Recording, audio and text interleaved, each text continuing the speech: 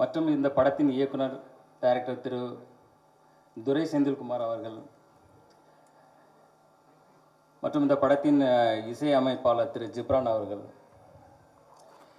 என்றும் என்னோடு நட்போடு இருந்து வரும் வியாபாரிகள் சங்க தலைவர் திரு விக்ரமராஜா அவர்களே,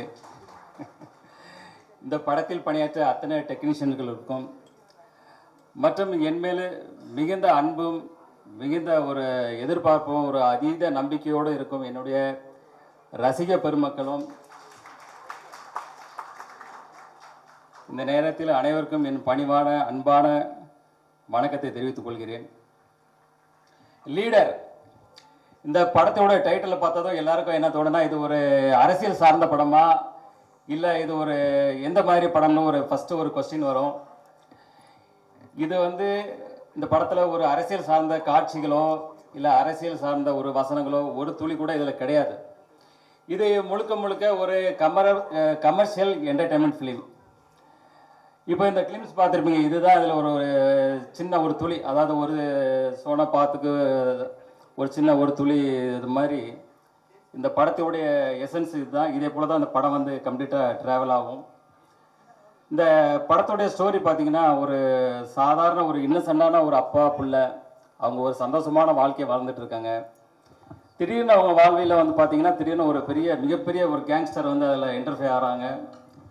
அதுக்கப்புறம் நடக்கிற விஷயங்களை தான் நம்ம டைரக்டர் துரை செந்தில்குமார் அவ்வளோ அற்புதமாக இதில் திரைக்கதை அமைத்து இன்றைய தலைமுறைகளுக்கு பிடித்த மாதிரியான ஒரு திரைக்கதை அமைக்கணும். அதான் முக்கியம். இன்றைக்கி கதைகள் அதே தான் இருக்கும், இல்லை இயக்கங்கள் அதே தான் இருக்கும்.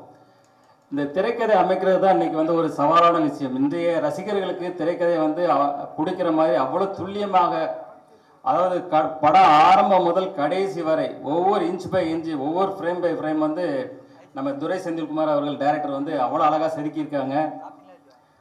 அடுத்தது இசையமைப்பாளர் ஜிப்ரான் பார்த்தீங்கன்னா, இப்போ பார்த்துருப்பீங்க ஒவ்வொரு பேக்ரவுண்ட் ஸ்கோரும் எவ்வளோ ஸ்கோர் பண்ணியிருக்காரு பார்த்துருப்பீங்க.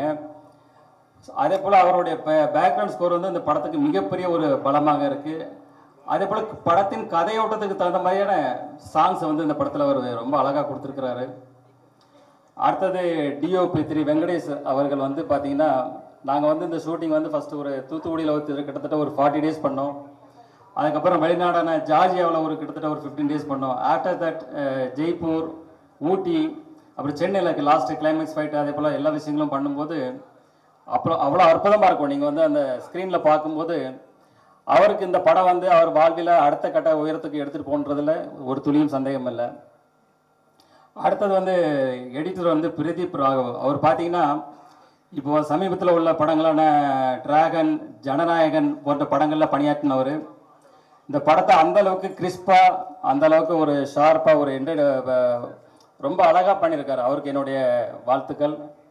அடுத்தது ஆர்ட் டைரக்டர் துரைராஜ். அவர் பார்த்தீங்கன்னா, இது செட்டாக இல்லை நிஜமாவே அப்படி இருந்ததுன்ற அளவுக்கு தான் ஒரு வியப்பாக இருக்கும். அந்தளவுக்கு ஒரு யதார்த்தமான ஒரு செட் அமைச்சு அவர் சிறப்பாக பணியாற்றியிருக்காரு. அவருக்கு என்னுடைய வாழ்த்துக்கள்.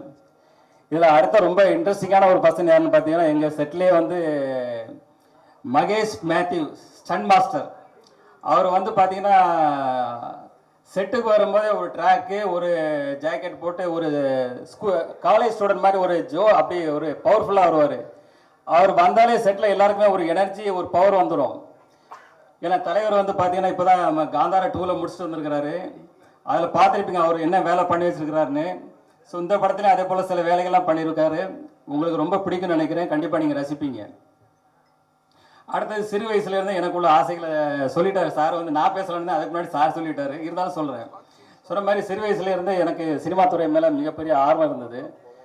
என்னுடைய ஃப்ரிட்ஜில் பார்த்தீங்கன்னா ஒரு பக்கம் ஷாருக் கான், ஒரு பக்கம் சல்மான் கான், 2 பேரோட படம் ஒட்டி வச்சுருப்பேன். அப்போ என் தாயார்கிட்ட சொல்வேன், நான் ஒரு நாள் இதே போல் ஒரு நடிகர் ஆவேன் அப்படின்னு சொல்லும்போது தாயார் சிரிச்சுட்டு சந்தோஷம்னு சொல்லுவாங்க. ஆனால் என்னுடைய சூழ்நிலை என்னுடைய ஃபேமிலி பிஸ்னஸ், என்னுடைய தந்தையாரோட மேலே நான் மிகப்பெரிய பக்தியும் மிகப்பெரிய ஒரு மரியாதையும் உள்ளவன்.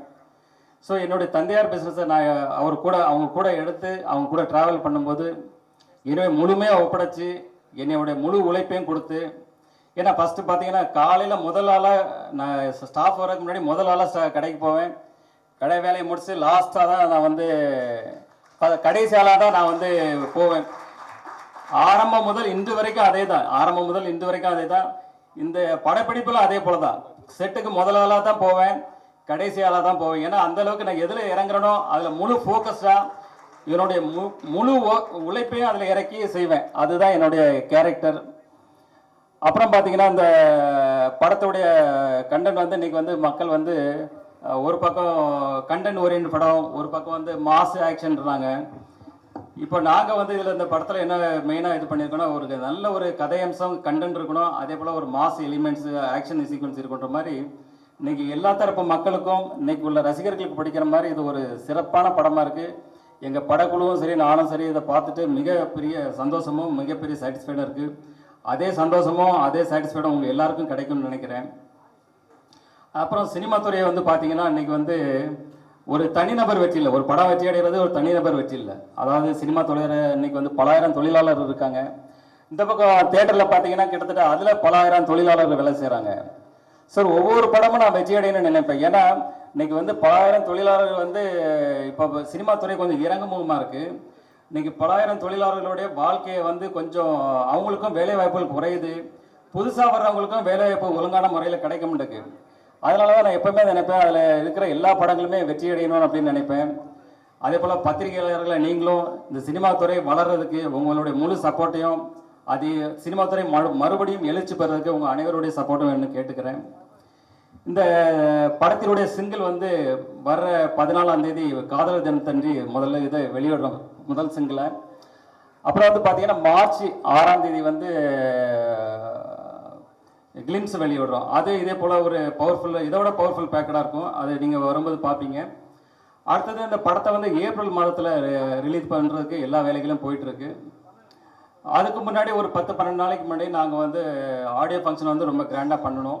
அதுக்கான வேலைகளும் போயிட்டுருக்கு. அந்த நேரத்தில் ப்ரெஸ் உங்கள் முன்னாடி தான் எல்லா இதுவும் நடத்துவோம். உங்கள் எல்லாருக்கும் இப்போவே உங்களுக்கு இன்விடேஷன் பண்ணிடுறேன். எல்லாரும் கலந்து கொண்டு இந்த விழாவை சிறப்பாக செய்யணும்னு இப்போவே வேண்டி கேட்டுக்கிறேன். அதே போல் இந்த ஆடியோ ஃபங்க்ஷன்களில் ரசிகர்களாகட்டும், அதில் நடித்து அதில் ஒர்க் பண்ண எல்லா டெக்னீஷியன்ஸ், அதே போல் ஆல் ஆர்டிஸ்ட் எல்லாருமே அதில் கலந்துக்கிடுவாங்க.